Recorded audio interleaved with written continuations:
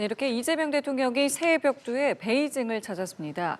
중국은 유독 올해 첫 손님, 첫 방문 정상이라는 표현을 강조하고 있는데요. 네, 계속해서 베이징 연결해 보겠습니다. 배상준 특파원, 관영 매체들에서 이런 표현이 등장하는데 이유가 뭡니까?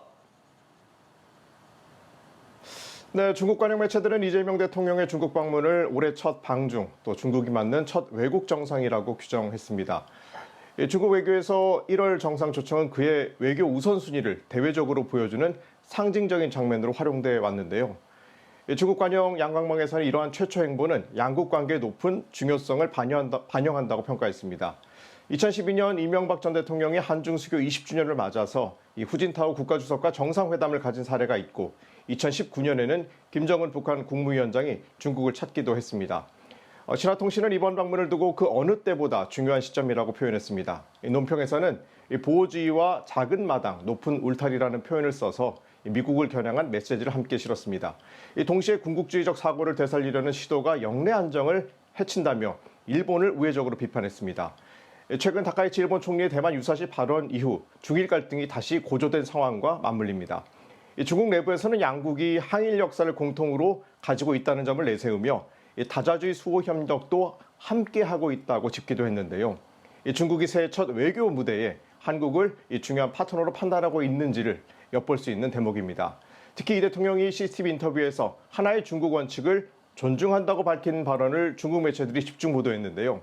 중국 입장에선 대만과 일본을 둘러싼 긴장이 커진 시점에서 한국의 원칙 재확인을 의미 있게 평가하고 있는 셈입니다. 오늘 오후에는 이재명 대통령과 시진핑 국가주석의 정상회담이 열리는데요. 경주에 이어 2달 만에 양국 정상이 만난다는 건 그만큼 양국이 관계를 매우 중시하고 관계 발전을 전략적으로 바라보고 있다는 분석이 나오고 있습니다.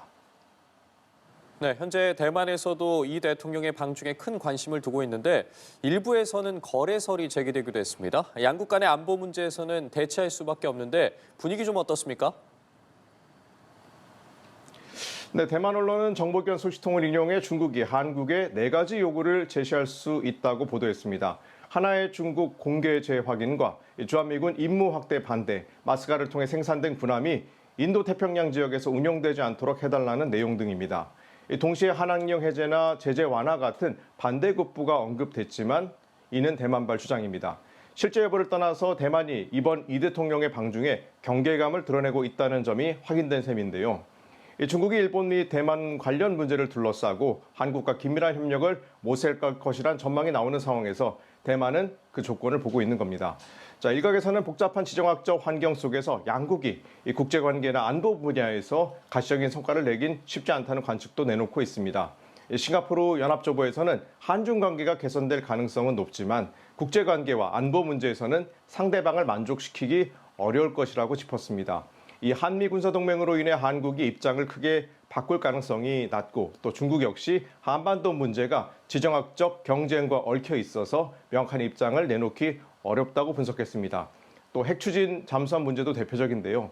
이 중국 관영 매체와 전문가들은 이를 핵 확산 위험으로 비판하며 영내 긴장을 높일 것이라고 지적하고 있습니다.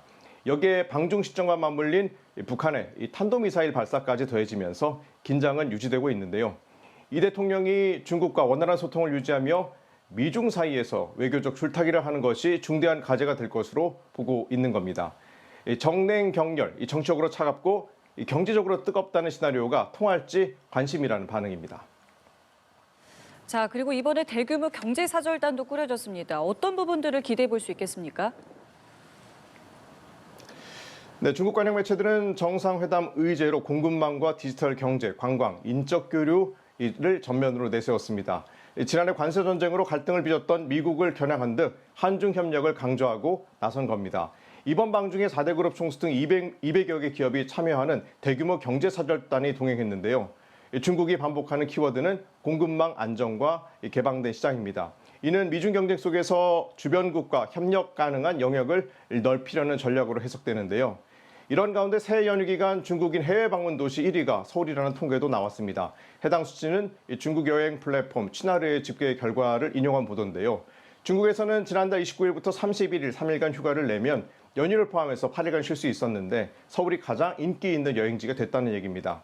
중국 내 연구기관 조사에서도 한국 호감도가 높아졌다는 결과가 나왔습니다. 양국 관계 개선 흐름이 영향을 미쳤다는 분석 속에 중국이 이번 정상회담을 앞두고 이런 분위기를 함께 띄우고 있다는 점이 눈에 띄는 대목입니다. 중국 내부에서는 이 대통령의 방중을 관계 복원을 넘어서 한중 관계 불확실성을 줄이는 계기가 될 것이라는 전망을 내놓고 있습니다. 지금까지 베이징에서 전해드렸습니다.